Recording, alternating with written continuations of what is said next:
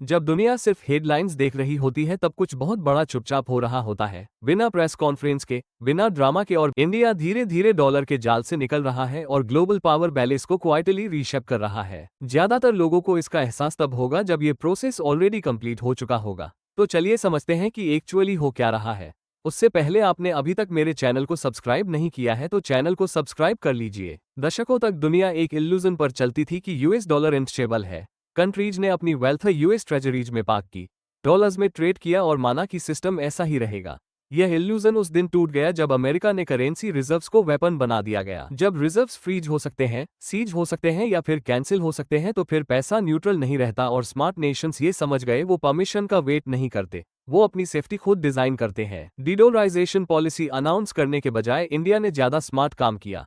US treasury bonds को mature होने दिया, नई बाइंग बंद कर दी, चुपचाप बिलियंस का डॉलर एक्सपोजर रिड्यूस किया, पेपर प्रॉमिस को गोल्ड और सिल्वर में कन्वर्ट किया। No speeches, no confrontation, just execution. Metals पर नजर डालिए।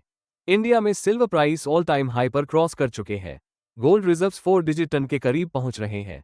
ये रिटेल स्पेकुलेशन नहीं है, ये स्टेट लेवल पोजीशनिंग है। गोल्ड मतलब सोवरेनिटी और सिल्वर मतलब industry, energy and future technology, और इंडिया दोनों को अक्यूमुलेट कर रहा है।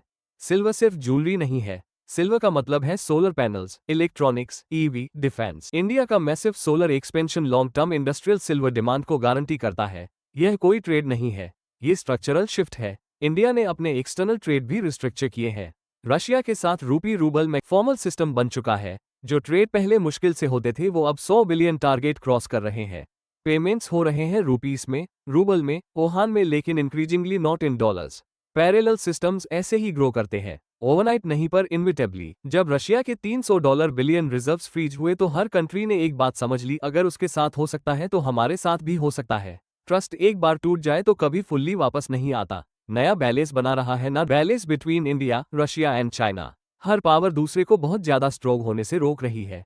एक और चीज जो लोग अंडर एस्टिमेट करते हैं वो है रेयर मिनरल्स। इंडिया ने ऐसे रिजर्व डिस्कवर किए हैं जो चाइना से भी बड़े हो सकते हैं। प्रॉब्लम यह है कि प्रोसेसिंग टफ है, एनवायरनमेंट थोड़ा सेंसिटिव है और पॉलिटिक्स कॉम्प्लेक्स है। पर जिस दिन ये क्रैक हो गया उस दिन इंडिया 21 सेंचुरी की टेक्नोलॉजी का क्रिटिकल सो पॉइंट कंट्रोल करेगा।